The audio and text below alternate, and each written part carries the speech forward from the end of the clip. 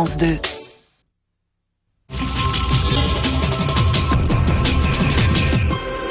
Bonsoir à tous, merci de votre attention. Voici les titres de l'actualité de ce mardi. Des magistrats et des jurés dans un cachot. La cour d'assises d'Arlon s'est déplacée à Marcinelle, dans la maison où Marc Dutroux séquestrait les enfants. Les victimes et leurs proches étaient aussi du voyage, ils en sont revenus bouleversés. Perquisition au comité d'entreprise d'EDF, elle s'inscrit dans l'enquête ouverte pour escroquerie et abus de confiance. La CGT, majoritaire au CE, est directement visée.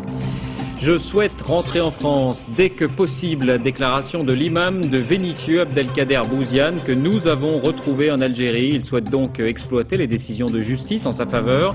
À l'Assemblée nationale, Dominique de Villepin assume totalement la décision d'expulsion.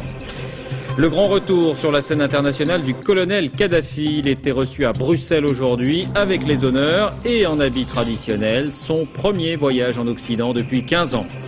Le comportement des Français sur la route s'est vraiment amélioré et pas seulement à cause de la peur du gendarme. C'est ce qui ressort de l'enquête effectuée depuis 5 ans par la prévention routière. Seul point noir, le téléphone portable au volant. Enfin, les crèmes amincissantes, elles se révèlent enfin efficaces selon les tests effectués par 60 millions de consommateurs. C'est la première fois que leur effet est reconnu. On commence donc avec ce nouveau temps fort au procès Dutroux. Toute la cour d'assises s'est déplacée à Marcinelle où le pédophile séquestrait ses jeunes victimes. La cache a été examinée par les jurés, par les magistrats, mais aussi par Laetitia Delay et Sabine Dardenne qui étaient du voyage. Un déplacement qui aura marqué les esprits. Yasmina Farber, José Boulestex, Mathieu Villardel. La cour d'assises en voyage, un voyage au bout de l'enfer. Parmi les passagers, Sabine, qui semble tout découvrir à l'extérieur. Et pour cause, elle ne connaît que l'intérieur de la maison de Marc Dutroux. Sabine retrouve sa compagne d'infortune, Laetitia. Les deux rescapés ont accepté de redescendre vers leur passé. C'est Laetitia qui s'engouffre la première vers la cache avec le père de Julie. Quelques minutes plus tard, la jeune femme fond en larmes. Merde! La merde, dit-elle, le dégoût. Ensuite, une ambulance est appelée sur les lieux. La mère de Laetitia a fait un malaise, trop d'émotions, trop d'horreur, 8 ans plus tard. Les magistrats, les jurés, les avocats, les victimes voulaient voir cet endroit. Entrer dans ce réduit sombre et humide. Toucher l'horreur du regard. Sabine a passé l'épreuve, les larmes aux yeux, la rage au ventre.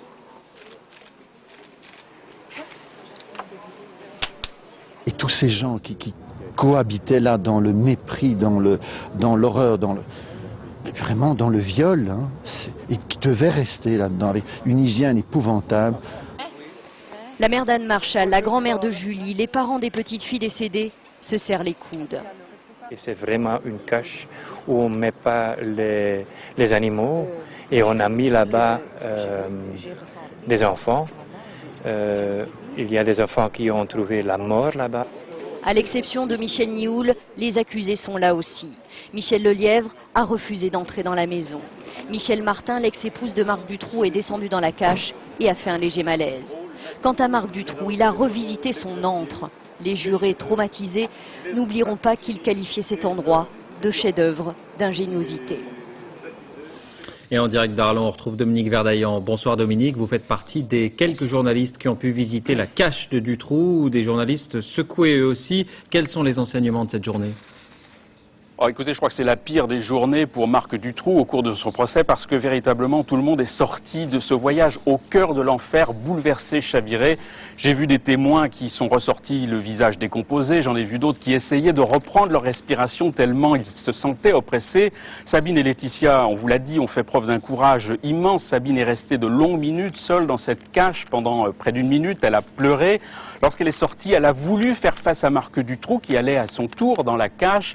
Elle l'a regardé, elle lui a lancé un crapule, mais c'était un crapule qui était totalement étouffé parce qu'aucun son sortait de sa voix. On était à quelques mètres d'elle à ce moment-là. Ce qui frappe dans cette maison, dans cette cage, dans cette cave, c'est que c'est au-delà de tout ce qu'on peut imaginer. D'abord, c'est une odeur de moisi, c'est de l'insalubrité. Nous étions tous revêtus de casques de chantier par mesure de sécurité. Et puis c'est surtout cette petitesse. On a tous en mémoire ces images c'est au-dessous de ça en dimension. On ne tient pas debout. Lorsque je suis passé de la cave à la cage, j'étais obligé de me recroqueviller. On ne tient pas à deux dans cette cage. C'est quelque chose de véritablement surprenant, angoissant. Et puis ce moment d'émotion intense, quand on voit sur un des murs jaunes l'inscription qu'a laissée une des fillettes au crayon noir. Julie. Je crois que tout le monde l'a vu et que personne ne l'oubliera. Merci Dominique. Justice encore, mais dans un tout autre registre, un nouveau pas a été franchi dans l'enquête sur les soupçons de malversation du comité d'entreprise d'EDF, géré par la CGT. Le juge a procédé à une série de perquisitions dans les locaux eux-mêmes. Des documents ont été saisis. Audrey Goutard, Romain Clément. 8h30 tapante, premiers arrivés au comité d'entreprise d'EDF-GDF, le juge et une vingtaine d'enquêteurs de la brigade financière. En quelques minutes, ils investissent le plus puissant comité d'entreprise de France et 8 de ses services extérieurs. Permettez. 3700 employés, 249 centres de vacances. La CCAS gère les loisirs proposés par EDF-GDF à ses employés. Mais apparemment, pas seulement. Elle est soupçonnée de servir de tiroir-caisse à la CGT.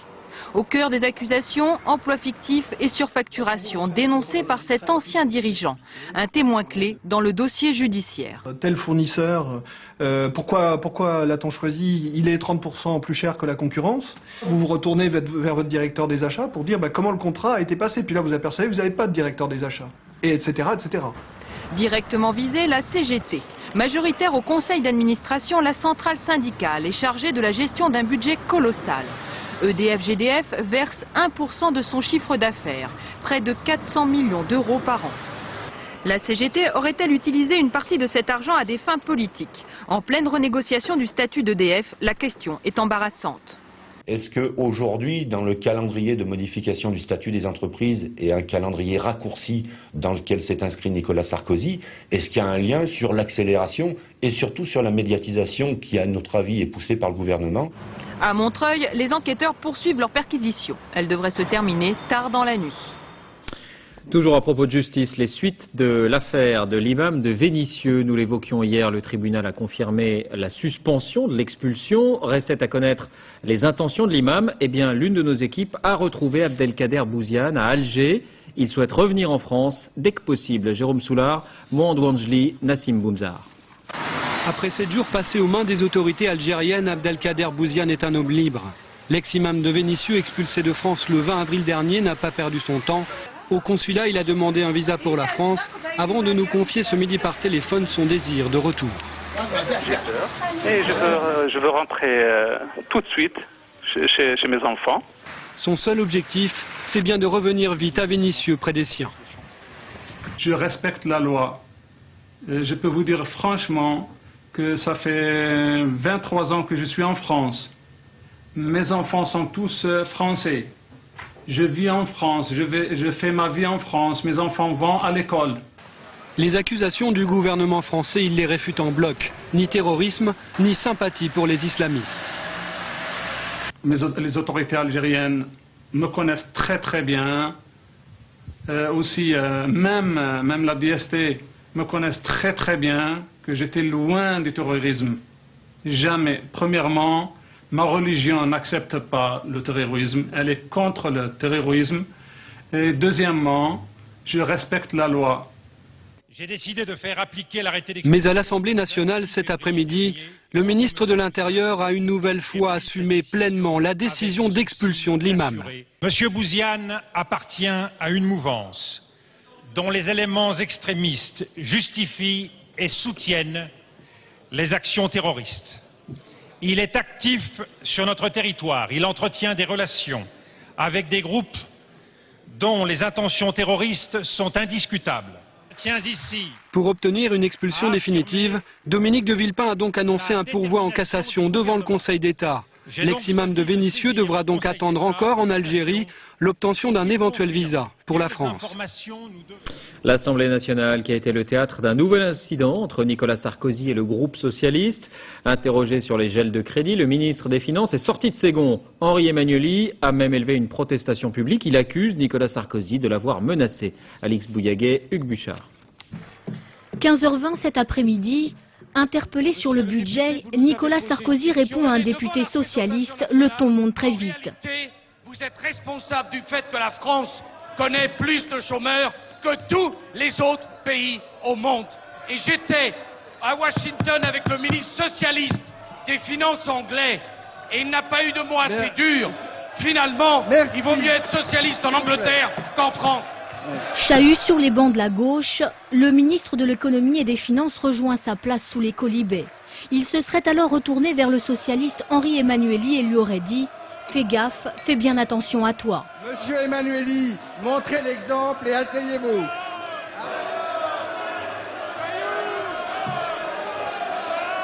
Quelques instants plus tard, la colère du député des Landes n'est toujours pas retombée. J'aimerais savoir à quoi je dois faire gaffe, à quoi je dois faire attention, et deuxièmement, si il peut quand même prendre l'assurance que quand il occupera d'autres responsabilités, il n'aura pas de rupture nerveuse. Henri Emmanuelli ne va pas en rester là. Il entend dénoncer ses agissements dans une lettre adressée au chef de l'État. Et puis à propos de politique, une confirmation, Valéry Giscard d'Estaing siégera bien au Conseil constitutionnel. Il en est membre de droit, rappelons-le, en tant qu'ancien président de la République. Après sa défaite au régional, il décide donc de mettre un terme à sa carrière politique.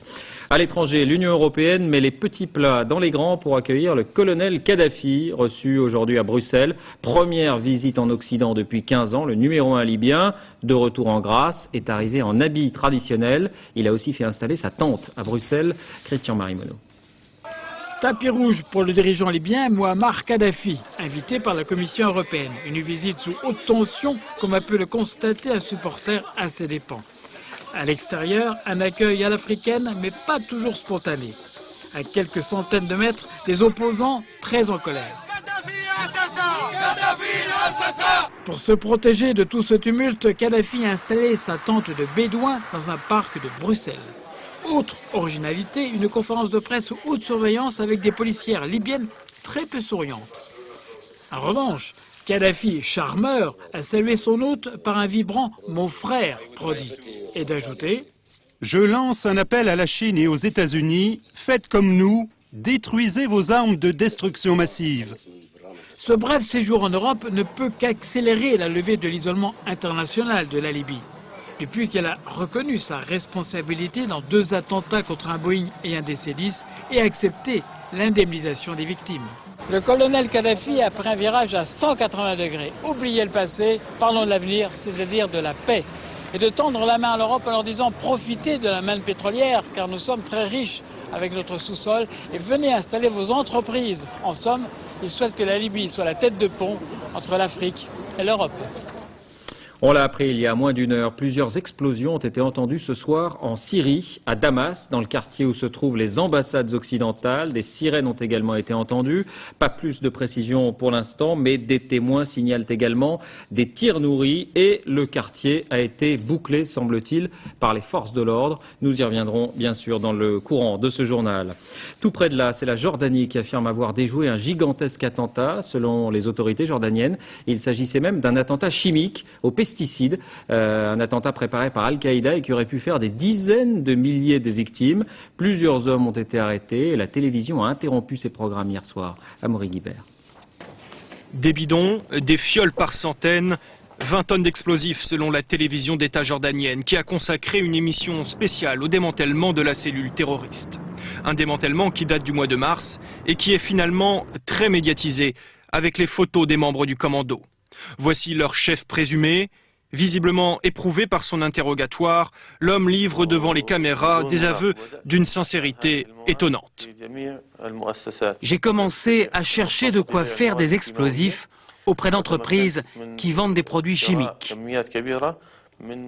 J'en ai acheté une grande quantité. 4 camions, 2 voitures chargées des 20 tonnes d'explosifs devaient ensuite être projetées sur le siège des services de renseignement, comme le montre cette simulation de la télévision jordanienne. À Amman, les autorités évoquent un attentat chimique, une hypothèse invérifiable, comme le nombre de morts avancé pour cette attaque, 80 000. Pour le commanditaire, la réponse est apportée, toujours de façon très détaillée, par le chef présumé de la cellule. Sous les ordres d'Abou Moussab al-Zarqawi, le groupe a été entraîné à manipuler les explosifs et les produits chimiques. J'ai obéi à Al-Zarqawi sans poser de questions et en faisant tout ce qu'il me disait de faire. Le Jordanien Abou Moussab Al-Zarqawi, l'homme aux multiples visages, est en fuite depuis 4 ans. Il a grandi ici, dans la misère du village de Zarqa, à l'est d'Amman. Condamné à mort pour le meurtre d'un diplomate américain en 2002 dans la capitale jordanienne, il considère Abdallah II et le royaume hachémite comme des traîtres à l'islam, trop liés aux Américains. Mais c'est surtout en Irak que son nom revient. Il serait derrière les attentats les plus sanglants selon les États-Unis qui ont mis cet État à prix 10 millions de dollars. Alors que penser? Y a-t-il des précédents? Les experts en tout cas sont plutôt sceptiques. Mathias Hillion, Philippe Turpot. C'est le seul attentat à l'arme chimique perpétré à ce jour. Mars 95, dans le métro de Tokyo, la secte Aoum diffuse du gaz sarin. Bilan, 12 morts et plus de 5000 personnes intoxiquées. Une entreprise criminelle d'envergure qui a nécessité la collaboration de dizaines de scientifiques de haut niveau. Combien de morts auraient pu faire ces 20 tonnes d'explosifs chimiques saisis en Jordanie? Les estimations les plus alarmistes circulent, jusqu'à 80 000 victimes, impensable pour les experts en bioterrorisme. Il ne suffit pas d'avoir une substance toxique pour perpétrer un grand nombre de victimes, il faut à la fois avoir l'agent toxique et il faut aussi avoir le mode de dissémination, l'obus, la roquette ou l'explosif qui va aérosoliser cet agent. Dans le cadre de l'attentat planifié à Amman et à ce stade de l'enquête, il s'agit de moyens relativement rudimentaires, pour ne pas dire primaires. En Europe, les policiers anglais pensent avoir déjoué un attentat de même nature. En mars dernier, ils arrêtent 8 personnes et saisissent une demi-tonne d'engrais chimiques utilisables pour fabriquer des bombes. En France, Ménad Benchelali est accusé d'avoir essayé de fabriquer des produits toxiques mortels. Quel que soit le niveau réel de la menace, elle est prise très au sérieux. Les exercices se multiplient, comme ici à Paris en octobre dernier. Scénario ce soir-là, une attaque chimique dans le métro. L'Irak en bref, image du sud du pays où le contingent espagnol a achevé son retrait de la ville de Nadjaf. Il laisse la place aux troupes américaines pour se replier vers sa base principale tout près de Bassora. Nadjaf où les combats font rage apparemment depuis 48 heures. Rappelons que le jeune chef chiite radical Moqtada Sadr y est toujours retranché. Et puis à signaler aussi que Saddam Hussein a reçu une deuxième visite de la Croix-Rouge sur son lieu de détention, toujours tenu secret. À Gaza, une manifestation monstre, des dizaines de milliers de colons israéliens se sont réunis pour protester contre le projet d'Ariel Sharon de se retirer de ce territoire et d'en évacuer toutes les implantations, plan qui sera soumis dimanche aux membres du Likoud, le parti du Premier ministre. Retour en France avec le casse-tête de l'Unédic, la récente décision de la justice qui a annulé la réduction de la durée des indemnités pour un certain nombre de bénéficiaires fait peser une menace sur les finances de l'assurance chômage. Pour la première fois depuis ce jugement, les syndicats et le patronat qui gèrent l'Unédic se réunissaient aujourd'hui. Il est de plus en plus question d'une hausse des cotisations. Nathalie Moisan, Éric Delagneau, Régis Maté. Les associations de chômeurs ne désarment pas. Tous les demandeurs d'emploi qui ont perdu leurs allocations plus tôt que prévu doivent être indemnisés de nouveau. Ils sont 265 000 aujourd'hui, bientôt 600 000. Cela coûterait entre 1,5 milliard et 2 milliards d'euros, alors que l'Unédic accuse un déficit de 7 milliards. À l'Unédic cet après-midi, réunion de crise. Où trouver l'argent? Pour FO et la CGT, les entreprises doivent payer. Celles qui utilisent le chômage et la précarité comme pour gérer les entreprises et pour faire des profits, oui, devraient participer beaucoup plus de l'effort national sur la perte d'emploi. Pas question pour le patronat qui veut éviter une remise à plat du système. Pour le MEDEF, il n'y a pas d'urgence. Pour le moment, nous avons les moyens d'assurer la continuité de cette indemnisation jusqu'au moment où d'autres décisions seraient prises. Si aucune solution n'est trouvée, le gouvernement est prêt à intervenir. Il pourrait augmenter les cotisations des salariés et des entreprises de 0,2 points. Cela rapporterait 800 millions d'euros, mais le compte n'y serait toujours pas. Dans ce contexte morose, un chiffre meilleur que prévu, celui de la croissance. Elle a finalement été de 0,5% l'an passé, chiffre définitif de l'INSEE. La précédente estimation était de 0,2%. En revanche, vous le voyez, le déficit budgétaire atteint bien 4,1% du PIB. La dette publique 63,7%. La France est donc très loin des limites fixées par le pacte de stabilité. Et une autre industrie entre en crise, celle du disque. Chiffre d'affaires en chute libre, il est question de supprimer 20% des effectifs et des artistes jugés trop peu rentables sont également concernés. De Michel Jonas à Alain Chamfort, en passant par Ophélie Winter, les cartes sont redistribuées. Olivier Lenouza, Virginie Travers. La place des Vosges, le siège de l'une des plus grandes maisons de disques en France. Fini le grand train coup de baguette, voilà aujourd'hui Amy dans le 18e arrondissement de Paris. Coup de baguette, coup de balai, Amy va supprimer 20% de ses postes. Toute l'industrie est touchée. Warner France prévoit la réduction d'un tiers de ses effectifs. Universal supprime 22 postes.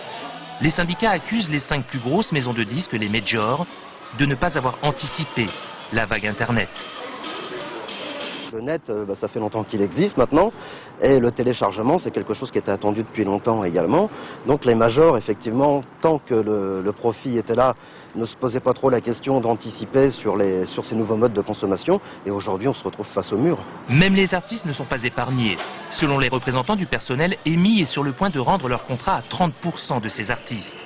Alain Chamfort a vendu 50 000 exemplaires de son dernier album, insuffisant renvoyé. Ophélie Winter démodé, le contrat de Jonas non renouvelé. Il y a des artistes, ils ont des contrats sublimes, ils sont extrêmement difficiles à gérer et à un moment, dans la politique de casse industrielle qu'on est en train de vivre, c'est trop lourd. Le CD bientôt mort, il faut trouver de nouveaux supports. Cool Chain est le premier artiste français à sortir un DVD+. Au recto le CD, au verso le DVD. Si on peut ramener un plus produit pour le client, c'est tout bénef, surtout que le prix du disque, du DVD+, n'est pas plus cher que le prix d'un CD normal. Pour doper le marché du disque, les professionnels demandent également une baisse de la TVA. Et déjà, une nouvelle fusion se prépare entre Sony et BMG, 2 des 5 plus grandes maisons de disques en France. De nouvelles coupes sombres en perspective. Les préfets à l'Elysée, comme chaque année, Jacques Chirac recevait les représentants de l'État dans les départements. Le président de la République a insisté sur le nouveau cap social, emploi, logement, égalité des chances, mais aussi sur la canicule. On écoute le chef de l'État. À l'approche de l'été, j'appelle enfin votre extrême vigilance sur la mobilisation de nos systèmes de veille, d'alerte et de soins, afin que jamais ne se reproduise un drame comparable à celui de la canicule de l'été dernier. Alors on s'arrête un moment sur le sujet. On sait que le ministère de la Santé met la dernière main à un plan anti-canicule. Il sera annoncé dans les jours qui viennent.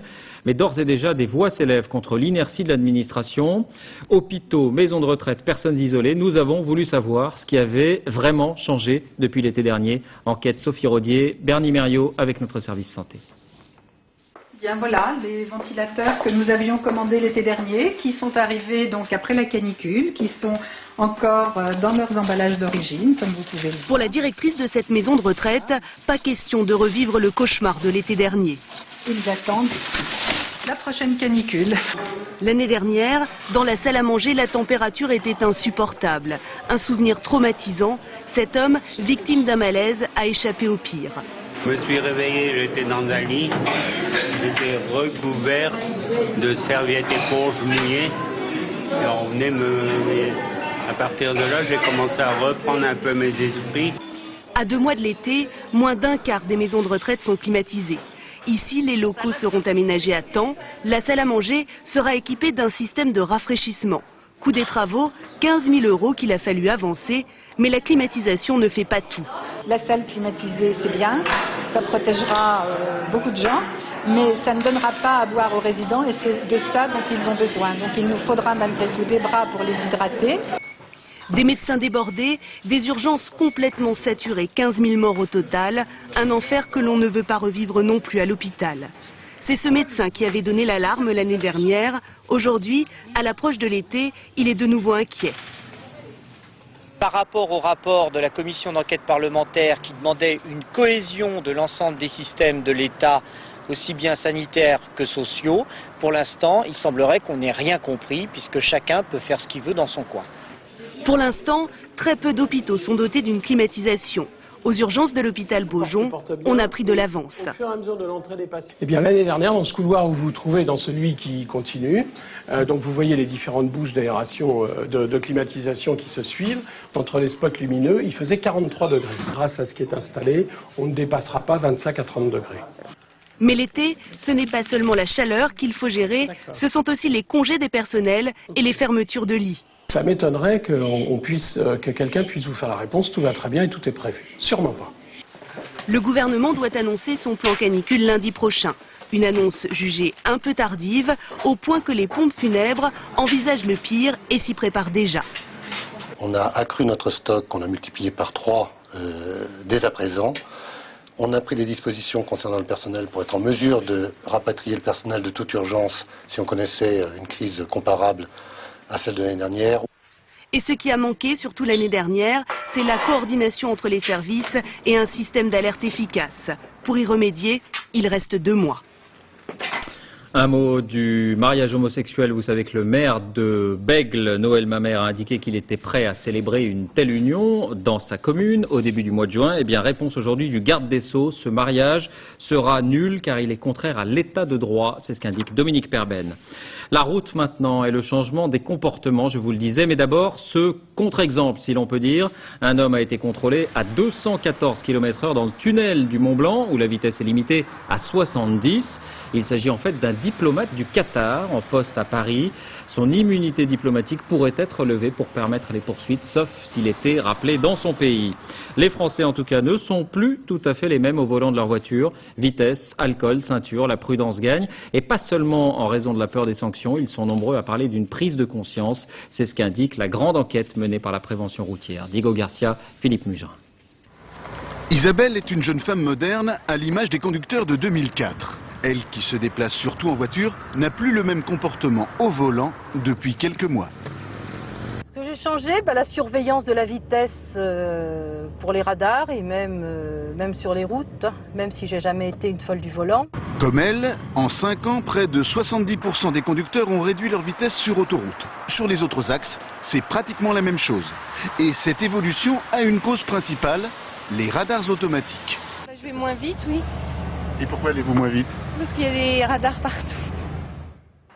Si les comportements ont changé, c'est donc avant tout par peur de la sanction. 3/4 des Français disent approuver cette politique plus répressive en matière de sécurité routière. Je pense qu'aujourd'hui, les policiers sont là, sont peut-être un petit peu trop là aussi. C'était vrai qu'il faut mettre une task force dès le début. Bon, maintenant, je pense que les gens ont compris, il faut lâcher un petit peu de lest. En ce qui concerne l'alcool, près de 60% des automobilistes disent s'abstenir désormais totalement de boire lorsqu'ils conduisent. En 99, il n'était que 45%. D'après la prévention routière, il reste beaucoup de chemin à faire. Nous sommes encore seulement à mi-chemin de nos amis anglais, hollandais, scandinaves, et pendant que nous allons les rejoindre, eux vont encore avancer. Aucun progrès en revanche pour les portables au volant. Un Français sur 4 continue de les utiliser malgré le danger que cela représente. Entre-temps, Isabelle est arrivée sur son lieu de travail tout près de la statue de Léon Serpollet, le premier Français qui ait eu un permis de conduire et le premier à le perdre en 1888 pour excès de vitesse. Il roulait à 35 km/h. L'ouverture demain à Nantes d'un procès qui relance la question de l'influence des films d'horreur. Un adolescent âgé de 17 ans au moment des faits avait frappé sa voisine de 17 coups de couteau. Il avait ensuite expliqué qu'il était fasciné par le film Scream. Stéphanie Davoigneau, Edmar Banis. Scream. C'est toi, Randy? En français, Hurlement. Le film d'horreur que préférait Julien. L'adolescent est accusé d'avoir tué une de ses camarades en juin dernier, en s'inspirant du scénario du film. 3 ans auparavant, 2 autres adolescents, l'un à Belfort, l'autre près de Paris, agressent leurs parents à coups de couteau. Eux aussi se disent influencés par Scream. Un film ne peut pas provoquer en lui-même un passage à l'acte.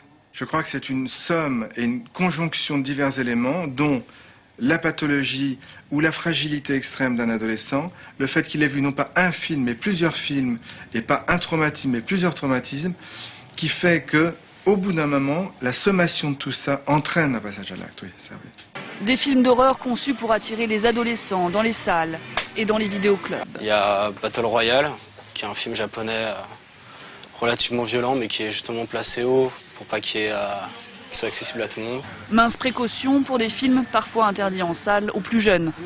S'il a moins de 16 ans, s'il l'a dit de lui-même, je lui dirais non, mais après... il peut toujours me mentir, je ne vais pas lui demander une pièce d'identité à chaque fois. Dans les distributeurs automatiques de plus en plus nombreux, il y a bien un code d'accès pour les films X, mais rien pour les autres. Seul contrôle efficace, celui des parents. Les enfants peuvent presque tout voir, à condition d'en discuter avec un adulte. Pas toujours facile au moment de l'adolescence. Direction l'Afrique du Sud maintenant, qui fêtait aujourd'hui les 10 ans du retour à la démocratie, la fin de l'apartheid, cérémonie populaire en présence également de nombreux chefs d'État sur place. Éric Monnier, Frédéric Ranck. À l'applaudimètre, il reste imbattable. Un Nelson Mandela handicapé mais tout sourire, venu assister à la prestation de serment pour un second mandat de 5 ans de son successeur Thabo Mbeki ce matin. Une cérémonie fastueuse devant un parterre d'invités représentant 119 pays de la planète et aussi une cinquantaine de chefs d'État et de gouvernement. Il faut dire que la date coïncide avec le 10e anniversaire de la première élection multiraciale du pays en 1994, mettant fin à 46 ans de régime ségrégationniste d'apartheid. Ce matin, la plupart des 40 000 spectateurs réunis sur les pelouses en contrebas, presque tous des militants de l'ANC, le parti au pouvoir, étaient là avant tout pour célébrer 10 ans de démocratie. Moi, je savais qu'un jour on serait libre. Quand vous étiez dans la lutte, vous saviez? Oui, bien sûr. Les Blancs, les Noirs, les Indiens, tout le monde, c'est le bonheur, nous nous comprenons. On construit une nouvelle Afrique du Sud, tout va bien. Merci beaucoup. Personne ne voulait gâcher la fête, en rappelant le chemin restant à parcourir. Un chômage galopant, des inégalités non plus raciales, mais sociales énormes. Avec 70% des suffrages, Thabo Mbeki et son gouvernement ont maintenant un quinquennat pour respecter leurs promesses électorales. Un ANC sans réelle opposition, sans challenger, mais qui a réussi à créer l'un des seuls exemples de démocratie apaisée en Afrique. Autre fête à venir en Europe, cette fois celle de l'élargissement à 25. Ce soir, nous nous arrêtons en Slovénie, ex-province yougoslave, la plus au nord, un pôle de stabilité dans les Balkans. Le virage de l'indépendance a été pris sans effusion de sang. La Slovénie est un pays grand comme la Lorraine, peuplé d'1 900 000 habitants, capitale Ljubljana. Stabilité donc et dynamisme économique aussi. Ainsi, les écoles de commerce slovènes ont déjà acquis une réputation internationale. Envoyés spéciaux, Jean-Paul Chapelle, Mickaël Cario. Un décor de carte postale pour décrocher une carte de visite. L'endroit s'appelle Bled. Ce coin de paradis n'attire pas que les touristes. Les futurs managers de l'Est viennent de loin pour suivre les cours de la meilleure école de commerce, complètement calquée sur le modèle américain. Les profs viennent des meilleures universités d'Europe ou des États-Unis. Marketing, finance, pas de cours magistral. Celui-ci présente des cas concrets de la vie des affaires comme des sketchs. Mais on n'est pas là pour rigoler. Frais de scolarité 20 000 € pour 17 semaines, le prix à payer pour le fameux diplôme, mais surtout le meilleur carnet d'adresses de l'Europe élargie. On vient ici pour ça, rencontrer des gens, se créer un réseau. Quand est-ce que vous êtes arrivé ici en Slovénie? Hier soir? Hier soir. Les relations, elles se tissent également à la pause café. 2 fois sur 3, ce sont les entreprises elles-mêmes qui payent les études à leurs cadres les plus méritants. Objectif, améliorer encore les profits. Comment avoir le succès? Moi, j'aimerais éduquer les gens qui ont, en anglais on dit open mind, et qui sont les créateurs de nouvelles choses. Ce temple du capitalisme éclairé a été créé il y a 18 ans. À l'époque, la Slovénie s'appelait la Yougoslavie, le pays le plus libéral du bloc de l'Est. 18 ans plus tard, elle reste à la pointe du business. À propos d'Europe, Jean-Marie Le Pen a présenté ses têtes de liste aujourd'hui pour le scrutin du 13 juin, lui-même dans le Grand Sud-Est, sa fille Marine Le Pen en Île-de-France, son gendre Samuel Maréchal dans le Grand Ouest ou encore Bruno Gollnisch dans l'Est. Et puis on l'a appris en début de soirée, Jean-Marie Cavada sera tête de liste pour l'UDF. Il a donc démissionné de Radio France dont il était le président depuis 6 ans. On l'écoute. Je ne sais pas si j'apporterai en plus. Je ne pense pas que la politique soit un métier réservé à quelqu'un qui entrerait à l'âge de 20 ans et n'en sortirait qu'à 80. Je pense que la politique, c'est-à-dire la res publica et le bien public, ça s'apprend. En effet, on ne peut pas s'improviser du jour au lendemain, ça s'apprend. Je veux l'apprendre et le faire. Et qu'est-ce que j'apporterai de plus? Peut-être que les gens sachent déjà un petit peu sur facture comment je pense, ce que je suis et ce que je veux faire, parce que tant d'années à la télévision et à la radio ont fait que je suis peut-être un petit peu transparent. Pour le reste, ce sera à eux de choisir, évidemment. Voilà, Jean-Marie Cavada, aux côtés de François Bayrou donc. Un moment solennel et émouvant aujourd'hui entre Paris et Londres. Une rame de l'Eurostar a été baptisée du nom de celui qu'on a appelé le sauveur de Londres pendant la dernière guerre. Un héros de la résistance française, Michel Hollard. Il avait dévoilé les plans secrets des Allemands pour bombarder la Grande-Bretagne. Laurent Boussier, Laetitia Legendre. Une plaque sur un Eurostar pour un hommage à la hauteur des exploits d'un homme que les Britanniques considèrent comme un des plus grands résistants français.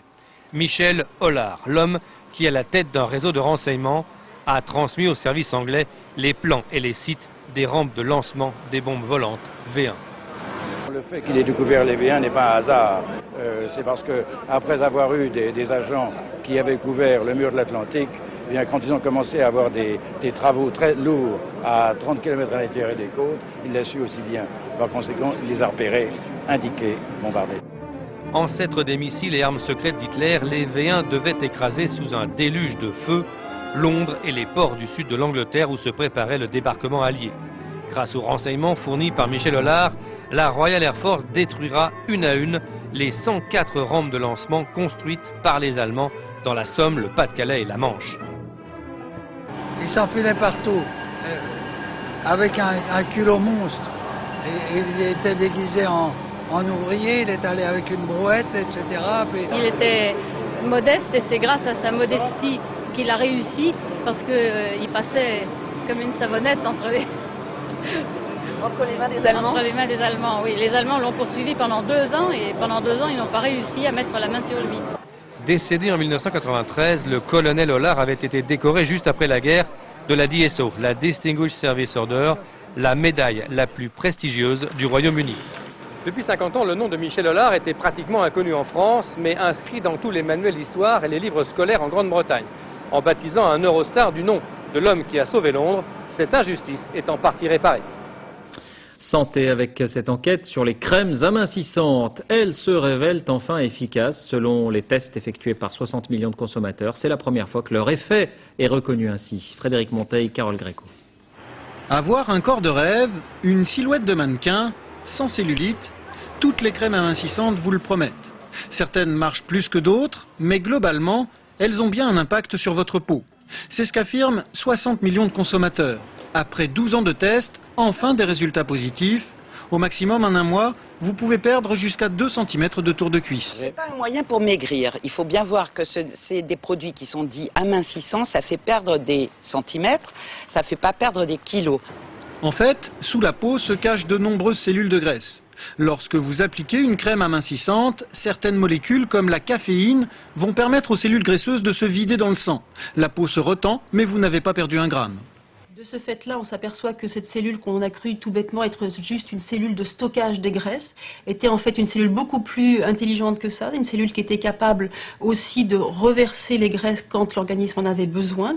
Mais attention, n'attendez pas de miracle. Dans ce laboratoire de l'INSERM, les scientifiques estiment qu'une crème ne remplacera jamais une bonne alimentation ou un exercice physique régulier. Je suis sur le fond très sceptique. Encore une fois, je pense qu'elles vont amincir plus votre porte-monnaie que votre cellulite. Et justement, côté finance, sachez que les produits les plus chers ne sont pas forcément les meilleurs. D'après 60 millions de consommateurs, c'est même l'inverse. Enfin, l'effet des crèmes amincissantes ne dure qu'un temps, environ 1 ou 2 mois. Pour conserver sur la plage un galbe peaufiné, il faudra en mettre encore et encore. L'environnement polémique autour de l'abattage d'arbres pour le tracé du tramway à Paris. 2 week-ends de suite, les riverains ont été réveillés par le bruit des tronçonneuses. Ils indiquent ne pas avoir été avertis de l'opération et contestent les méthodes de la mairie de Paris. Yann Jiquel, Bernie Mériot. Paris, dimanche matin, 8 h. Les riverains des boulevards des Maréchaux sont verts de colère. 10 minutes, c'est le temps qu'il a fallu à la trentaine de bûcherons pour dépouiller ce platane centenaire. Officiellement, l'heure matinale a été choisie pour des raisons de sécurité. Officieusement, pour déjouer d'éventuelles protestations. Mais l'arbre ne cacherait-il pas une querelle politique? J'ai connu une époque où les Verts s'enchaînaient aux arbres pour empêcher qu'ils soient abattus. Et à Paris, ce sont les mêmes Verts qui, eux, donnent les instructions pour couper les arbres, puisque c'était l'adjoint vert du maire de Paris qui était présent pour piloter ce massacre des platanes dans le 15e. Pas moins de 400 arbres seront sacrifiés au transport en commun. Drôle de trame. On a regardé arbre par arbre. Et nous avons pu en sauver comme ça plusieurs centaines qui au départ étaient promis à l'abattage. M. Thibéry voulait en supprimer beaucoup plus. Inexorablement, les bûcherons avancent. La mise en service du tramway parisien est prévue en 2006. D'ici là, la bataille de l'abattage se refermera peut-être au vu des 1000 arbres qui seront plantés pour le bonheur de tous. Voilà, nous revenons maintenant sur l'information de ce début de soirée, cette série d'explosions et de tirs entendus en Syrie, à Damas précisément, la capitale. Eh bien, l'agence officielle syrienne et la télévision publique indiquent qu'un groupe terroriste a lancé une attaque ce soir dans le quartier de Madzeh. Une bombe aurait, semble-t-il, visé un centre commercial. Un quartier abritant des missions diplomatiques occidentales aurait également été visé. Il n'y a pas de bilan. Voici un tout premier témoignage, celui d'une journaliste de l'agence France Presse en poste à Damas, Rouaïdia Mabardi. Nous l'écoutons. L'une de ces explosions a visé un centre commercial, il paraît. Mais personne ne peut être sûr de rien parce que le quartier a été encerclé par les services de sécurité et la police. Et c'est tout. Est-ce qu'on sait si des résidences d'ambassadeurs, des ambassades ont été touchées ou sont à proximité des explosions? Non, pas du tout. On ne sait pas s'ils ont été touchés, mais le quartier touché, enfin le quartier visé, c'est un quartier où il y a plein d'ambassades arabes et étrangères. Par exemple, l'ambassade d'Iran, l'ambassade du Canada, de Grande-Bretagne. Voilà pour ce premier témoignage. Pas de bilan, je vous le disais, mais selon certaines sources, des tirs d'armes automatiques étaient entendus 1 heure encore après les explosions ce soir, donc dans la capitale syrienne.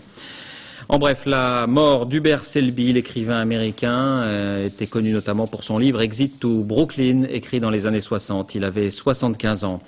Cinéma et la sortie demain de ce qu'on annonce déjà comme un film phénomène, La Grande Séduction, une comédie québécoise, l'un des gros succès de l'année au Canada, l'histoire d'un village entier qui cherche un médecin pour relancer son activité économique. Marie-Jo Jouan, Nadine Picard. Besoin de changer d'air? Venez donc, comme on dit au Québec, tomber en amour avec Sainte-Marie-la-Moderne. 125 habitants, pêcheurs au chômage, bien décidés, aiguillonnés par un maire à la péponne, à attirer un médecin dans leur filet, condition indispensable à l'installation d'une usine. On a un mois pour convaincre le docteur de signer un contrat à long terme. Si le docteur signe, on a l'usine. Et qui dit usine dit travail, donc regain de dignité. Tout le monde va avoir un job, 40 heures semaine. Qui c'est qui va avoir une raison de se réveiller le matin? Qui c'est qui va être capable de prendre son chèque de BS et de dire au gouvernement qu'il peut se rouler serré? Du social, certes, mais à la pagnole. Aussi loufoque que le réalisateur et son acteur que l'on découvre en France. Il y a un mauvais directeur. Évidemment, ici, vous ne me connaissez pas parce que j'ai peu de choses qui sont venues en France. Mais donc, Québec, c'est le genre de personnage que je fais. Toi, t'as le job, pourquoi tu fais pas ça? Tu l'as dit, la procuration, ça fait un million de fois, tu fais la. J'aime beaucoup ça parce que c'est des personnages complexes. À la fois, oui, bon, menteur, mais pas à la fois un bon gars, quoi, qui veut absolument que son village survive et qui est prêt à faire n'importe quoi. De toute façon, l'air pur de la campagne m'a ouvert l'appétit. Et pour séduire le jeune docteur citadin, tous les moyens sont bons. On le met sur écoute, ce qui permet de régaler la population et de lui préparer sa recette préférée, le bœuf stroganoff. C'est au restaurant. Bœuf stroganoff. Bœuf stroganoff. Vous ne devez pas avoir de bœuf stroganoff.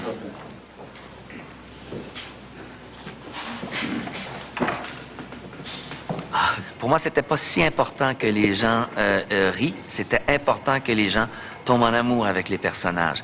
Ensuite, le rire, l'humour vient de la situation. Et les situations foisonnent, désopilantes, un vrai bonheur. L'occasion enfin de rire franchement. 2 mots de sport. D'abord du handball. Montpellier, champion de France pour la 3e année consécutive après sa victoire face à Créteil hier 22-21. Le club a 7 points d'avance et ne peut plus être rattrapé. Et puis des nouvelles de Diego Maradona, de bonnes nouvelles. Diego Maradona qui s'est réveillé et a parlé avec ses filles pour la première fois depuis son hospitalisation il y a 9 jours. Il s'alimente seul et respire sans assistance depuis hier. Il a même envoyé un communiqué à ses fans, très nombreux, qui attendent devant l'hôpital et ailleurs. Fin de ce journal, merci de l'avoir suivi. Tout de suite la météo, Isabelle Martinet, 20h55, Colette, le 2e épisode avec bien sûr Marie Trintignant. Minuit, dernier journal, Laurence Piquet qui reviendra sur ce qu'il faut donc appeler des attentats ce soir à Damas, la capitale de la Syrie. On signale qu'un immeuble de l'ONU est en feu en ce moment même. Dès 6h30, Télématin, dans la 4 vérités, Roland Sicard recevra Jean-François Copé, le porte-parole du gouvernement. Et on se quitte sur ces images de 50 nouvelles momies découvertes en Égypte. C'est une équipe franco-égyptienne qui a mis au jour cette